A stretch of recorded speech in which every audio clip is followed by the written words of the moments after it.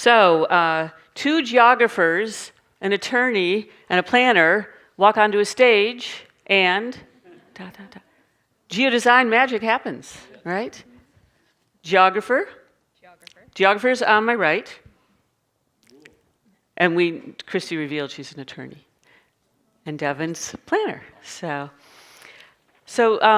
Jack went up and down with his positive and doom this morning, right? But in the end, he was talking about how positive the approaches that we're talking about today can take. And I feel that way. I'm really excited by the work that you all showed earlier today.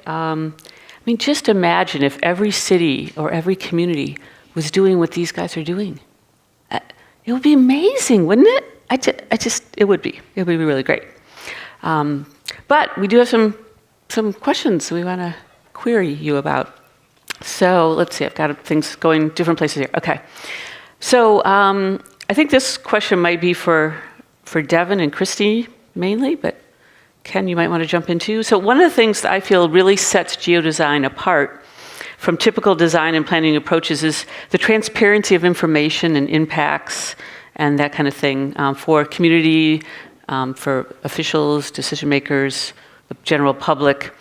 Can you address how you've seen that play out in the work you've done? This idea of making things more transparent and visible and accessible? Yeah, I would just say everything we do is fully transparent. It's one of the things when we engage a community, we want to let them know up front. Everything, we hold a workshop, if someone, no matter how ridiculous their input might be, they need to be heard, and the process needs to be transparent. And we say, we're not going to get everyone in the community to agree on something.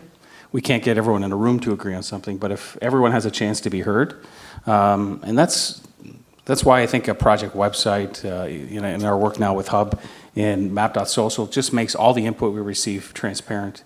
And then certainly the geodesign approach, I can say when we had a process that we were in and out of ArcGIS quickly to move into Adobe Illustrator, some of these other illustration programs, there wasn't a lot of science in our plans. And certainly our new geodesign workflow has allowed us to still develop, I think, really nice graphics, but have it be substantiated by data, which puts us at, I think, not only a defensible standpoint from a planner to be able to say how we've done it, but transparency for sure. And we also, likewise, try to make all of the information and data that we have available and transparent to the public, to decision makers, to those that might need to access that information. We even went so far a couple of years ago as to create one of our websites, and we actually called it the Black Box, just to make kind of a play on words that actually all of this information, there's nothing hidden here. All of this information is publicly available, and we want it to be easily consumable by the average citizen. How about you, Ken? Yeah. He's mic'd. My mic. I think his mic still works, right? Yeah. Well, I can use this. Okay. I'll play the little devil's advocate here. I have a little bit more of a doom and gloom attitude on it. This is where I believe, and I've been working in local government and regional governments for over 30 years. And most recently, I'm really seeing a move away from transparency by governmental agencies, becoming less willing to make the information transparent and available to the public for them to be more informed of some of the decision making that's going on. I think there's certain interests, there's certain stakeholder interests in some of these projects, and when we present this information, it opens up some questions that they don't want to have come out, basically. And so I am encouraged that I think the GIS community is a very transparent career path for those who are taking it. And but I also think that we're running into some resistance of putting this information out so other people can look at it. Wow, interesting. I'm just curious, you really feel like this is when you switched from being less science behind it to now having more science, are you noticing a difference in people's accepting or the dialogue about what's happening? Yeah, for sure. I mean, certainly the Greenwich example where we were able to show them, this is the build form you love, and this is the which you would have generated under your current code. I guess we could have done that before the technology, but not for 400 parcels along a 6-mile corridor. So yeah, I mean, it's really helped us, especially in communities where there hasn't been a lot of agreement. It's really helped us, I think, get on better footing to help educate the residents and let them know, why we're recommending what we're recommending. Yeah, it's so interesting when I talk to friends who have nothing to do with design and land use, and people, that's not part of their world. So to bring it in a way that they can understand, and that's really great. So Carol, I'm wondering, what obstacles did you encounter when you were coming up with the methodology with incorporating the biophilic? Well, I guess there's a lot of different obstacles, and it's not just how do you go about actually developing a methodology that's appropriate, but it's also about how do you get yourself involved in the design process early enough on in order to be able to help people make changes while they're still able.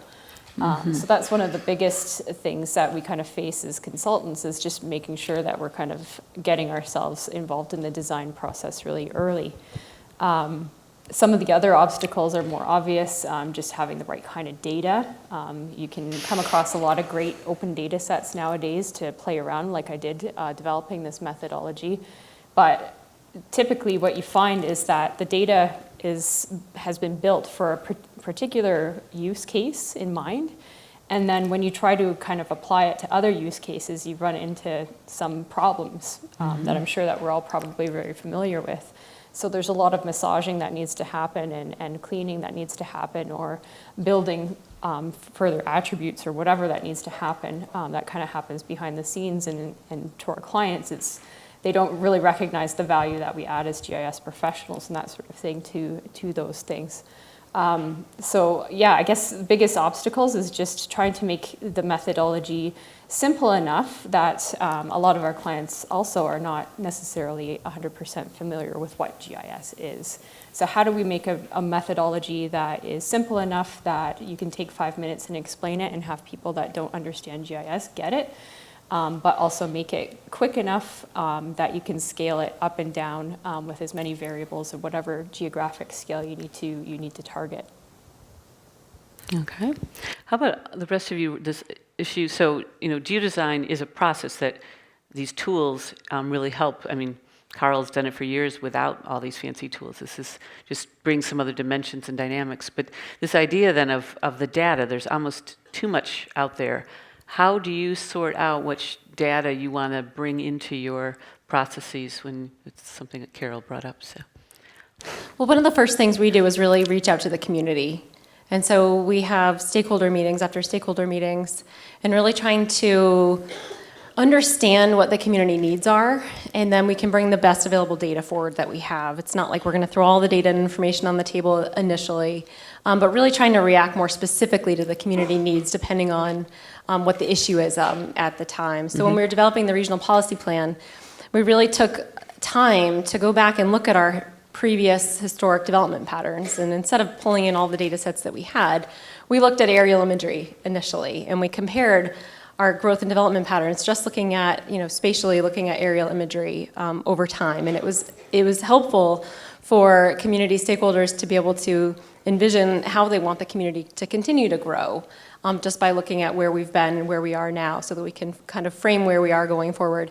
And then we'll add lots of data layers on top of that and help them kind of bring them through the process of the analysis. Yeah, it's very similar. I think what we say is when we plan, we want to plan with the community, not plan at them. And so if we do an analysis and we find out that there's some neighborhoods that aren't within walking distance from a park, so we'll do some geoprocessing analysis. We'll do a whole bunch of things. If we don't hear that in our outreach as we're engaging the community, it tends not to surface as an issue. And one of the reasons is we know municipal budgets are fixed, and if we do a comprehensive plan for a community, we're going to find lots of things for them to work on. And if no one is sort of brings to light that there's one neighborhood that's maybe a 8-minute walk to a park instead of a 5-minute, which might be their goal, and we uncover that in our analysis, if no one brings it up at our workshops, then it may not be a recommendation in the plan. So there is tons of data out there. But what is nice is if it does come up, you can substantiate it and use it. How about you, Ken? It kind of goes back part of my presentation. One of the first things we try to understand when we go to our user community is what is the product that they want? What is it that they want to produce? Whether it be a building permit, so a building permit itself is a product that we have to have out of the information, or this scenario that we needed to evaluate. So we really focus, kind of use the Roger Tomlinson School of Design and looking at the informational product that is needed, and then from that we start evaluating the data that's available and would be useful for that product. Yeah, that's great. I know one of the important points of Dr. Science's framework is really understanding what's needed, and then what the community needs are, and their values, and then what would support that. Great. Okay. Let's see. So Ken, you talked a little bit about some concerns with transparency. What are some of the political influences that can affect your ability to use geodesign? There's a lot of political influences. Again, I had a conversation at lunch today, and we're talking about how each stakeholder has a certain interest in what it is that they want to get out of a particular project, and how are you going to get each of those stakeholders to come to some agreement on what it is that they want to, of whatever it is that you're going to produce. And so I think politically, knowing that they have a view of, they have a particular objective, and it may not necessarily be in the best interest of the community. And so that can really kind of limit and detract from what it is you're trying to achieve. I'd be interested in hearing more from the others on what they may have run into. Yeah, I was going to start with you, and then if others want to add about some political influences. This is being recorded. This won't get back to anybody, I'm sure. Yeah, there definitely are external influences, and they're, oftentimes are political in nature. But what we have found to be the most useful way to kind of combat that or approach is really just having a fact-based conversation. And really, oftentimes that diffuses the situation. There's usually a hidden agenda that you're going to work through, but we can figure that out. And as long as we're having a fact-based conversation, we have in Massachusetts, and certainly on the Cape, in 14 of our 15 communities, town meeting, which tends to be not the most useful form of making decisions at the local level, but it is what it is. It's what we have. And so oftentimes making sure that we have the best available information so that we can have those fact-based conversations, whether it's on the town meeting floor or in another venue. It seems to be the most effective way to go about combating some of those politics. Yeah, I would just say to us, community outreach is key. It's what's important. I mean, I grew up in Sudbury, Ontario. I live in Chicago. It can't be my plan for Aurora, Colorado. It has to be a plan of the residents. And early on, we engage the community. We need to hear from them. And ultimately, what we strive to do is have a plan that would transcend administration. So regardless of who's sitting on city council, if they know it's a product of the entire community, they tend not to sort of question how we've gotten to that recommendation. So you talked about the town meeting, which I imagine is a day, time, place, monthly, something like that. So other than the face-to-face, I thought I wrote this down, but I'm looking, I can't say it. But how many of you are using some more asynchronous approaches to gathering input from people? There's some surveys or people being able to go onto a website and put comments and stuff. I think maybe you mentioned that, right? Yeah. I don't want to plug it, but we do have an app for sale in the Esri marketplace. I didn't know about this. I wasn't staging it. It's called map.social, and what we found was we'd have these meetings, and there was a demographic that was missing. It was, and I think it was finally when I had kids, I realized, boy, I'm not getting a babysitter to go to City Hall to participate in a planning meeting, and I'm a city planner. So I started to realize that people that were younger had this expectation to be doing things online. And what we found was we could, through a questionnaire, gather most of the feedback you'd get at a workshop, but what was missing was a conversation around a map. And so we built our own application, and it's being used now all over the world. And it allows people to mark up their community, whatever time of the day. And so they don't have to be at 7 o'clock on a Tuesday night to participate in the meeting. They can do it on their schedule. How do you get that out to people? How do they know that to go there and do that? Boy. Or how do the communities you've worked with, is a variety of ways? Yeah, I'm not sure. We're working with a planning firm in New Zealand. They're doing a bike master plan, and I have no idea how they found out about our product. I would say that's the thing we've done poorest is marketing. No, I meant how does a community let people know they should go to? Most communities, I think, have either some type of Facebook feed. Okay. Constant Contact is one. Yeah. The city I live in has it's called Napier Notify. I live in the Esri test community of Naperville, Illinois. And we get blasted out every week, these different things. And so that's how I know a lot of the communities get the message out. So it's really not on us as a firm as we go into community. They get the word out, but we give them all the different tools to get input. How about you guys on the Cape? We try to use as many different avenues to get information to people, to invite people to public meetings, whether they're online forums, in-person meetings, daytime, evening. We've done weekends. We have our Saturday tours, which will go camp out at the libraries, and we're available to answer information and provide information and answer questions. When we were creating our area-wide water quality management plan a couple of years ago, focused around wastewater, which isn't exactly the most exciting topic, we actually created an online gaming platform so that we could reach other demographics on the Cape. We were finding, like Devin, we didn't necessarily have all of the right people coming to the meetings, and we had the usual suspects and the usual crowd coming.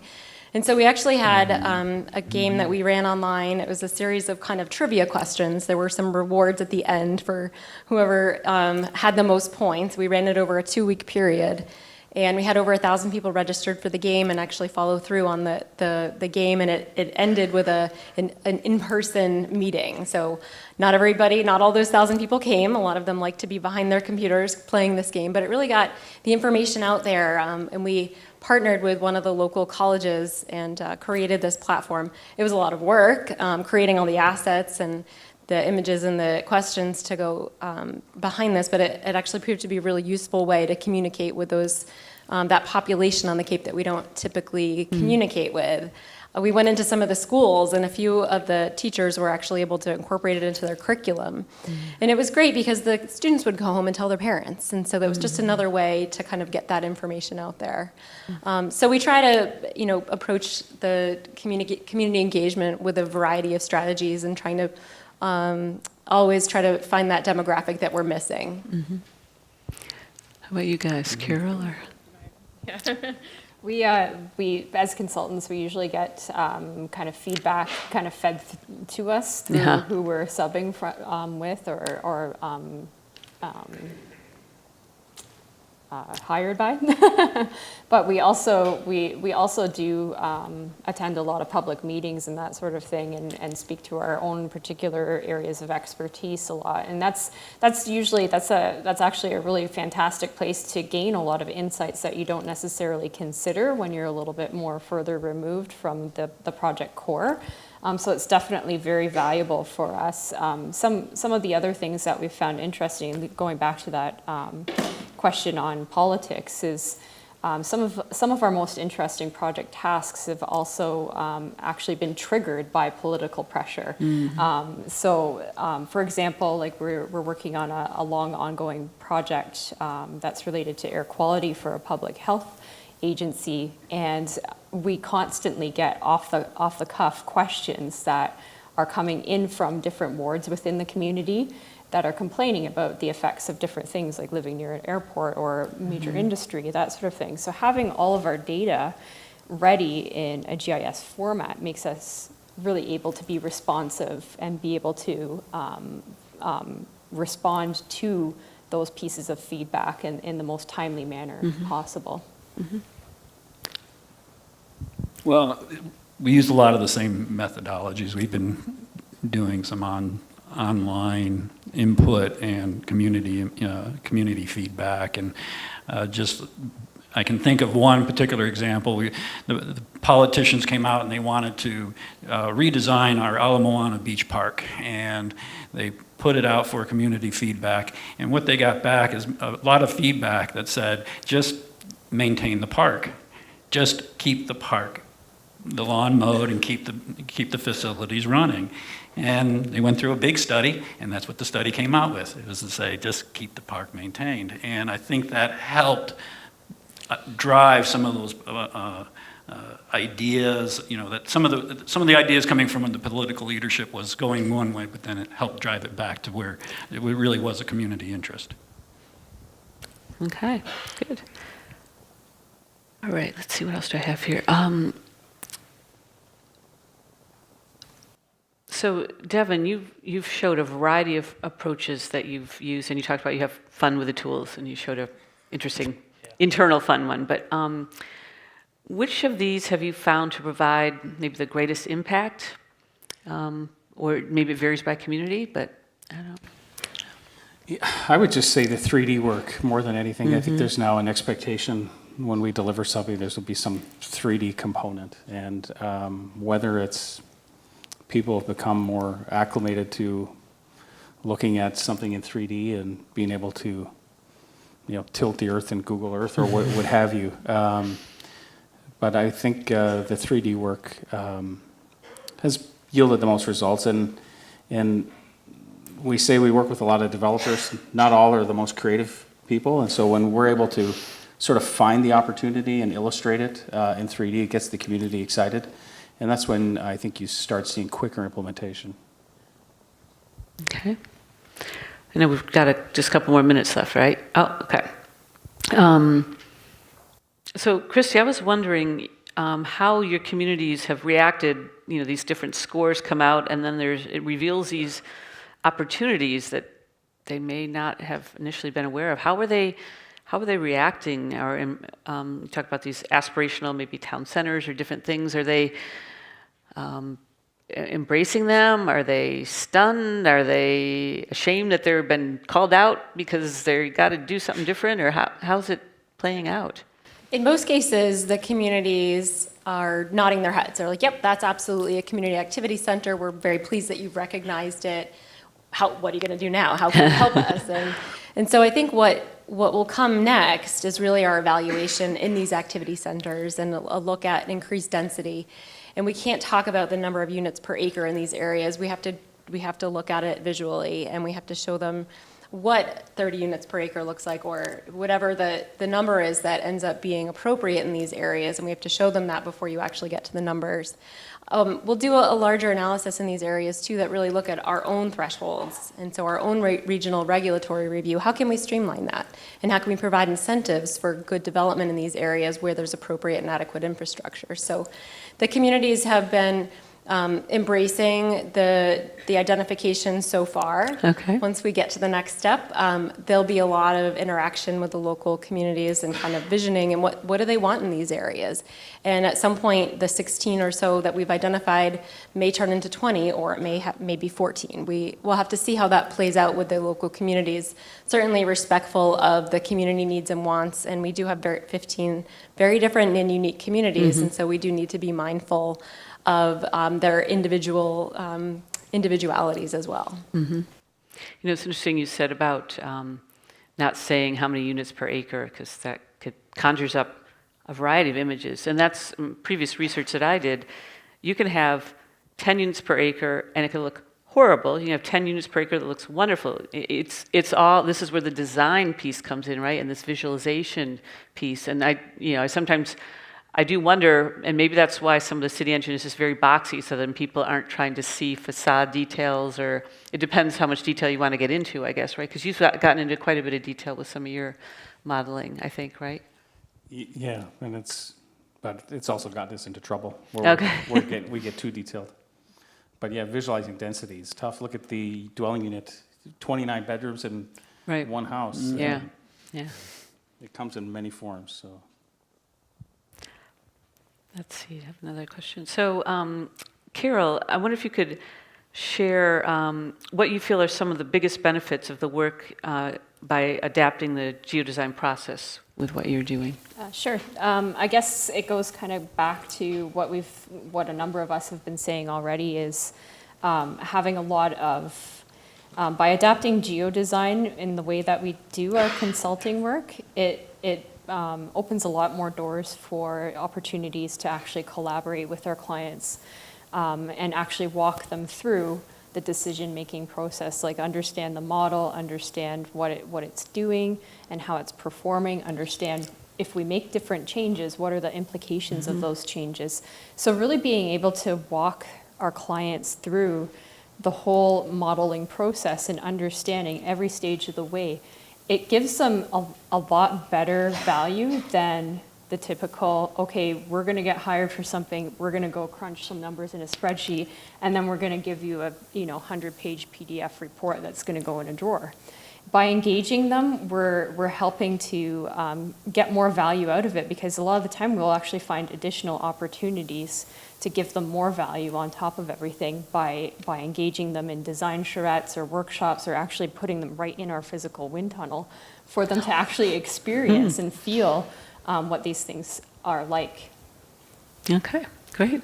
And I believe there'll be a session later that after the break that if you got I was personally told not to take questions from you guys because you're going to have a chance to, Ryan can explain that more, but yeah.